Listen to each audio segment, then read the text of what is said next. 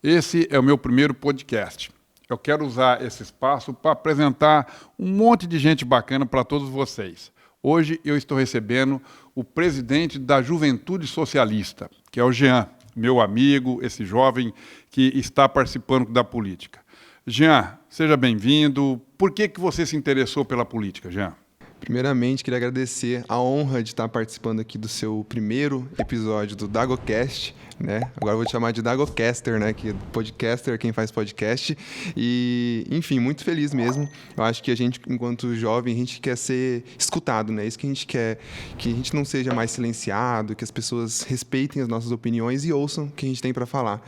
E, bom, eu comecei assim a me interessar pela política como todo jovem que está indignado assim com as coisas, com o sistema, com o cenário político, ele começa, né, questionando, né, tentando entender por que tem tanta coisa errada aí no cenário político e por que as pessoas que a gente vota, né, para nos representar, muitas vezes não nos representa e muitas vezes a gente que é jovem, a gente quer questionar, a gente quer ver a mudança, a gente tem esperança num mundo melhor, a gente não é escutado, né? E a gente vê isso mesmo até no processo eleitoral, né, em que os candidatos, os pré-candidatos, muitas vezes não conversam com a juventude, né, pensando que só porque jovem não vota, não tem interesse em votar, não vamos conversar com essa galera, né, vamos conversar com quem vai votar na gente e vai apoiar aí. Então, eu desde o início assim da minha caminhada foi através do movimento estudantil, através dessas organizações, né, estudantis, de movimentos sociais, em que jovens têm espaço para falar, que é o que a gente busca, né? É espaço para poder falar e para ser escutado. Jean, eu percebo, na minha época de juventude, eu tive uma atividade bastante ampla. Eu fui diretor da Uni, eu era diretor regional em São José do Rio Preto, eu fui presidente do diretório acadêmico da Faculdade de Direito e também da Faculdade de Administração, que fiz Direito e Administração. Aliás, eu fiz Administração até para não sair da Uni. Você vê naquela época como que a gente era politizado. E eu me lembro que assim era uma participação muito efetiva da juventude. Nós íamos para a rua, né, pintávamos a cara, fazíamos um movimento muito forte e eu tenho por mim que um dos responsáveis para derrubar a ditadura foi a juventude, o papel que nós cumprimos naquela época. E eu vejo hoje o jovem muito fora assim, dessas questões de luta, eu vejo muito pouca participação. O que você acha que está faltando para o jovem ter uma participação maior hoje na política? Então, também queria agradecer por você ter participado desses movimentos. Eu faço parte desses movimentos também estudantil, que integra a Uni, enfim. E, né, se eu estou participando hoje é porque você e a sua geração também participou e é assim que a luta ela se segue, né?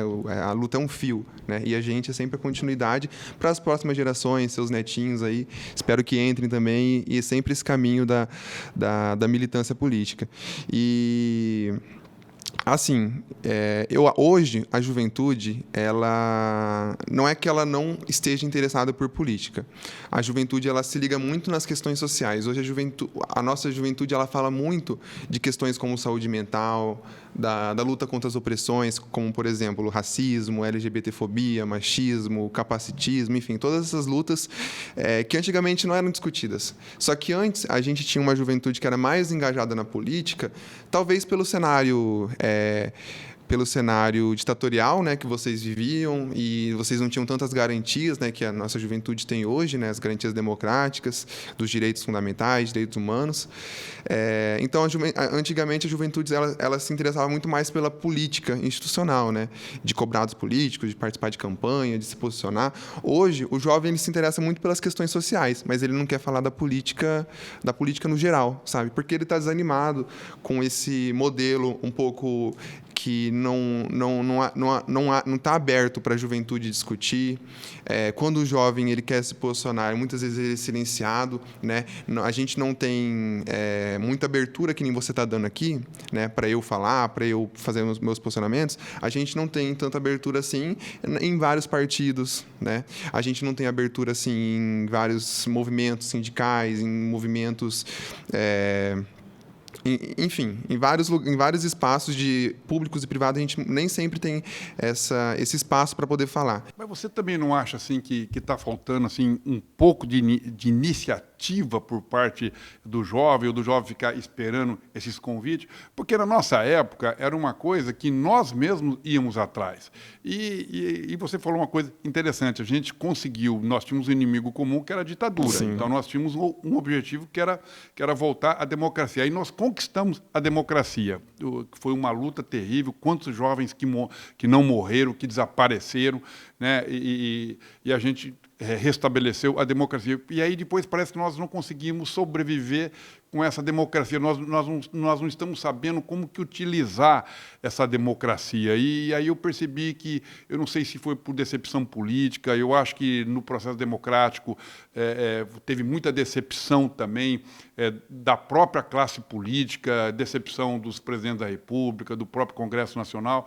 Eu não sei se é isso também que desmotivou, ou o que está faltando para a gente voltar a motivar esse jovem a ir para a rua e fazer um movimento e se aparecer na política.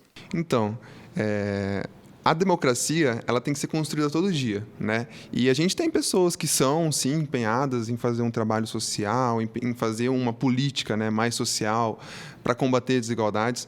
Só que parece que a classe política ela perdeu um pouco do diálogo com a população, principalmente com os jovens que estão na base, né? Hoje a política ela é muito feita assim de cima para baixo, sendo que tem que ser ao contrário, tem que ser de baixo para cima, da base para cima.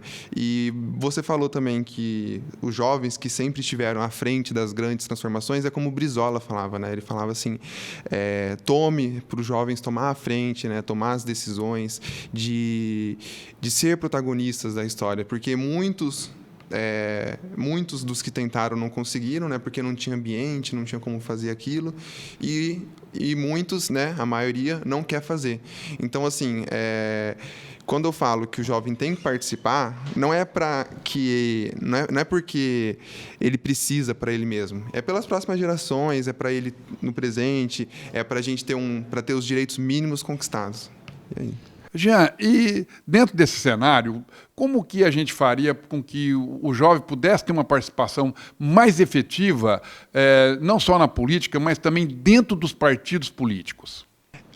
Eu acho que hoje o jovem ele precisa ocupar esses espaços, né? Partido político, secretarias que são voltadas para a juventude, não só para a juventude. Eu acho que o jovem tem que estar em todo lugar porque ele sabe debater de toda forma, né? E não só na questão política, também na iniciativa privada, né? Quando o jovem ele chega para trabalhar numa empresa ou no governo, numa prefeitura ou até nos partidos políticos, o jovem ele ousa querer mudar, ele ousa querer trazer ideias novas, ele questiona.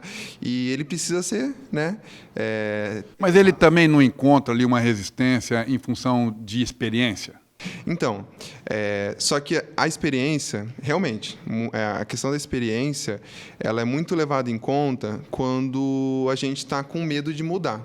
Entendeu? E aí a gente usa a nossa experiência para sempre querer fazer as mesmas coisas porque sempre deram certo.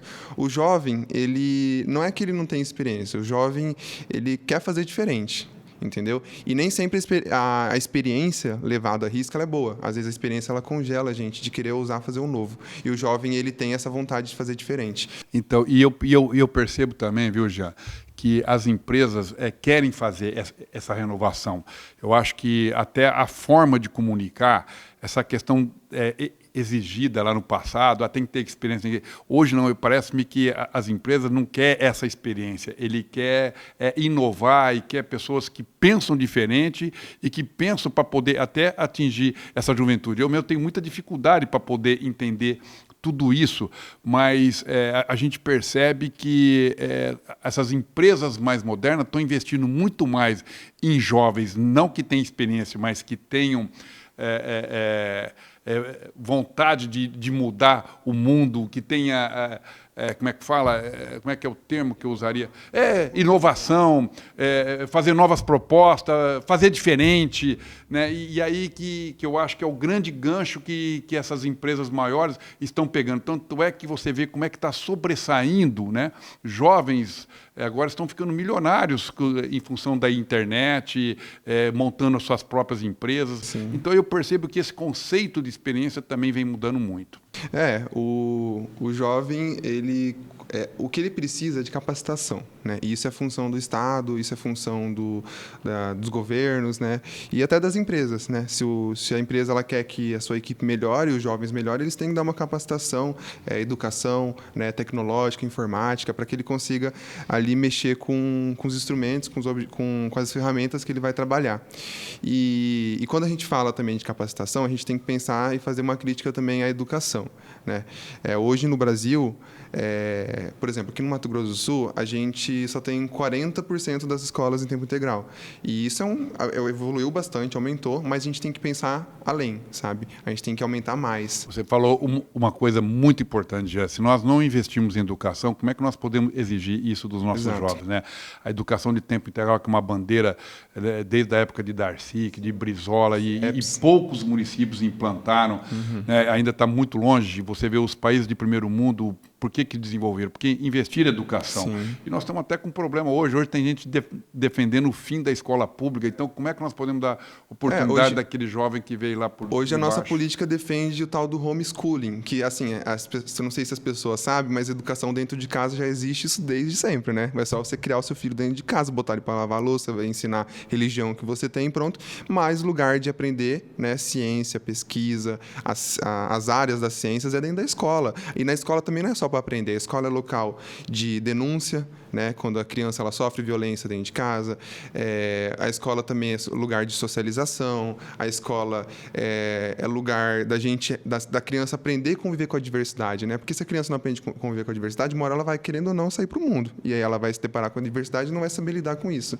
E aí vem o preconceito, e aí vem todas essas mazelas da sociedade que estão enraizadas na cultura do Brasil. E para a gente mudar a cultura, a gente também tem que levar a cultura para o jovem, né? A gente tem que oferecer mecanismos que o jovem consiga ter acesso à cultura. Né? Essa oportunidade, você vê que foi colocada essa questão das cotas. Enfim, essas cotas vieram para tirar essas pessoas que estavam à margem dessa evolução para poder dar a oportunidade de chegar a uma universidade. Inclusive, o ProUni, né, veio para poder tirar aquele aluno que não tinha possibilidade de entrar numa universidade pública, né, para que ele tenha essa oportunidade de algum dia ele sonhar, sair daquela condição, né, e ser um doutor, ser um cientista, ser um médico, ser um advogado, enfim.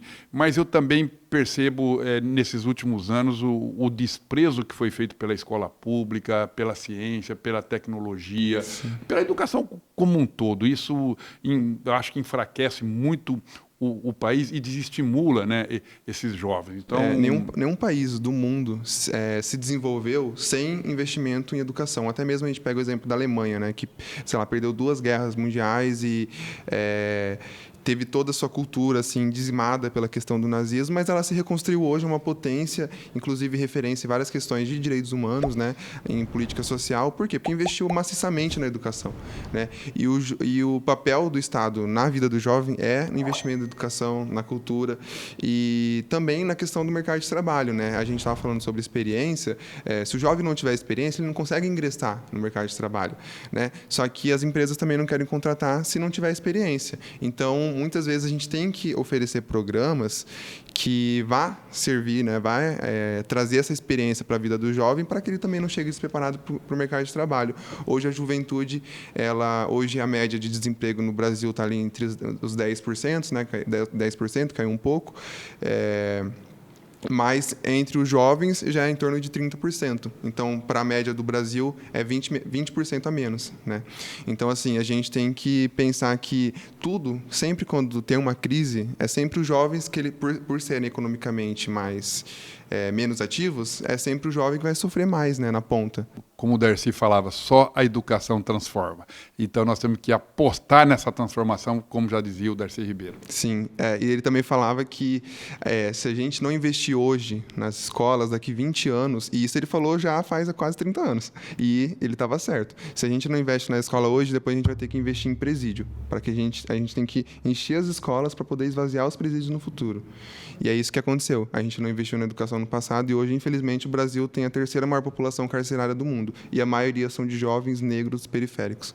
E aí a gente precisa, então, pensar que se educação, como o Darcy também falava, que a crise da educação não é uma crise, é um projeto político, a gente tem que pensar que a gente tem que falar que a gente tem que fazer com que a educação seja um projeto político de transformação e não para uma crise, né? E é isso. Olha, eu acredito que nós podemos ainda ter um Brasil muito melhor, que ainda nós vamos ter uma política mais voltada para a educação e que os nossos jovens tenham mais oportunidade e que nós possamos ter orgulho do nosso país, porque até agora está muito difícil isso. Nós estamos ainda patinando num país que produz tanto e ainda somos um país de terceiro mundo, porque não houve, até agora, um investimento real em educação.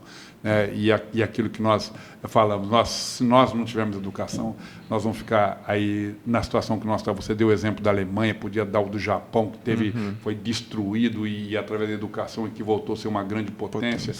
Então, ou nós vamos querer ser uma grande potência, ou vamos ficar aí na história patinando como estamos patinando hoje. Ô Jean, e no caso do Mato Grosso do Sul, como que você vê a participação assim, da universidade e dos próprios jovens? Como que a gente buscaria uma participação maior deles dentro das universidades?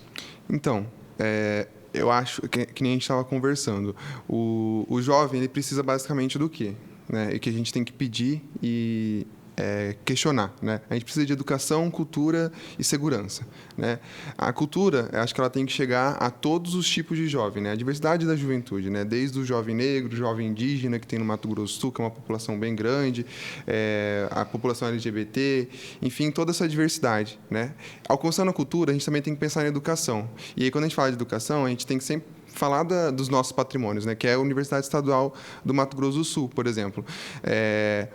A Universidade Estadual do Mato Grosso do Sul, ela tem o potencial de se tornar uma grande difusora, né, de conhecimento, de pesquisa, de inovação, de modernização. Eu acho que a Universidade Estadual ela tem que sempre estar se ampliando, né? Um dos princípios da universidade é a extensão. E, por exemplo, que nem acho que foi um projeto do senhor uma destinação de emenda para ampliar, né, um dos polos da Universidade Estadual nas Moreninhas. Pô, isso é muito legal. Se a gente leva a cultura para as Moreninhas, construindo praça ali para a galera fazer, sei lá, suas batalhas de rima, de slam, de pista de skate, ainda leva uma universidade para as pessoas se capacitarem, a gente fala o quê? O que o poder público está falando para esses jovens? Aqui no Mato Grosso do Sul, você pode estudar, você pode ter sua vida, você pode construir seu futuro. Você não precisa sair daqui para fazer isso. Entendeu? E é o que acontece muito, infelizmente, no Brasil, que é dos jovens se capacitarem, se tornarem gênios e aí acabarem saindo do Brasil. Não, a gente tem que criar um ambiente, seja no mercado de trabalho, na questão de segurança, na questão de educação, para o jovem se formar aqui, crescer aqui e construir e transformar o Mato Grosso do Sul melhor. Então, esse que é o papel do poder público e da universidade, né? De dar oportunidade para os jovens. E o jovem ele tem que também saber aproveitar isso, né? Vai ter um vestibular da Universidade Estadual, vai ter um vestibular da Universidade Federal, vamos participar, entendeu? Vamos dar a nossa cara, vamos entrar, estar presente, vai ter a nossa universidade está sendo atacada, vamos protestar, vamos estar à frente, né, desses movimentos e defender os direitos da juventude nesses espaços. Jean, os jovens engajam nas redes sociais com muita facilidade, né? A gente percebe hoje a maioria dos participantes são jovens. Como a gente poderia fazer para que, da mesma forma que eles participam das redes sociais, eles também participarem da política? Hoje, os jovens, ele não busca assim na internet, por exemplo, ele está nas redes sociais, ele não vai buscar assim, eu quero me informar aqui, ler sobre tal notícia. Se ele quer, ele vai lá dar um Google, né? Ele sabe fazer isso. Quando ele está nas redes sociais, em sua maioria, né, claro, ele está lá em busca de entretenimento. E então eu acho assim que a política ela tem que se adaptar a essa forma de linguagem, porque criou-se uma nova forma de linguagem dentro das redes sociais. Então o político ele tem que saber o que está acontecendo, o que está em alta na internet, o que tem alta no TikTok, no Instagram. Às vezes faz uma dancinha ali brincando, põe uma música do momento, entendeu? E eu tenho muita dificuldade para isso. Então, não necessariamente todo mundo, mas assim, é saber levar uma forma de entretenimento, por exemplo, o DagoCast é um exemplo disso, né? É uma forma de linguagem que existe nas redes sociais e que a gente está levando isso para que se torne algo legal, interessante de assistir. E o jovem, ele é bem crítico na internet, eu vou te falar a verdade, porque hoje tem muita também aquela questão do cancelamento, né? E isso, inclusive, também é um dos problemas que a juventude enfrenta para se posicionar politicamente. Ela tem medo de ser cancelada, né? E a gente não tem que pensar, eu posso cancelar todo mundo. O jovem não tem que pensar isso, né? A gente não é um pacote de assinatura de televisão que pode ser cancelado a qualquer momento. Não, as pessoas têm que ser ouvidas, as pessoas têm que dar a sua opinião, as pessoas têm que se posicionar e não tem que ficar nessa cultura de cancelamento. Então, o jovem, quando ele entra na internet, se ele quer ver algo em relação à política, tem que ser numa linguagem mais das próprias redes sociais mesmo. É isso que eu acredito. Olha, eu estou conversando com esse jovem, a gente fica impressionado da consciência política dele, a visão que ele tem em relação ao futuro, em relação à juventude, em relação à educação. Jean, o nosso tempo já se acabando, mas eu fico muito feliz com a tua presença e da forma com que você respondeu. Você é um jovem extremamente politizado, consciente. Eu espero que todos aqueles que estão nos assistindo sigam o exemplo do Jean. Muito obrigado. Também a nossa juventude tem que seguir o seu exemplo, Dagoberto. Na sua fase de jovem, você fez a sua parte. Hoje você também faz a sua parte lá no parlamento.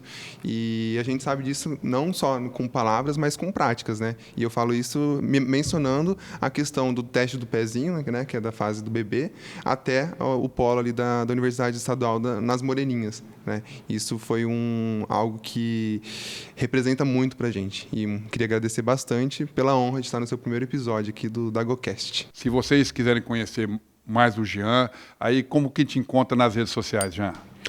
Meu Instagram é Jean Ferreira MS. Só seguir lá, comentar, e aí a gente já faz uma interação. E agradecer aí também, Dagoberto, pela participação do primeiro episódio e falar que, né, a gente que é da classe política, né, a gente que milita, né, nesses espaços, a gente tem que estar mais presente, né, onde os jovens estão, né, ir até eles, né. Hoje, além dos movimentos estudantis, também tem as festas, né, das atléticas, nas universidades, nas escolas, também tem os movimentos estudantis, na internet, né, que hoje se tornou um espaço muito ocupado pelos jovens, né? Então, dialogando com os jovens na linguagem dos jovens, eu acho que esse é o caminho, entendeu? E eu queria agradecer muito mesmo pelo convite. Eu que agradeço a sua participação. Nós vamos ficando por aqui. Eu queria que vocês nos acompanhassem também nas redes sociais. Semana que vem nós temos outro DagoCast. E até a semana que vem. Um abraço para todo mundo. Muito obrigado por vocês terem ficado até agora conosco.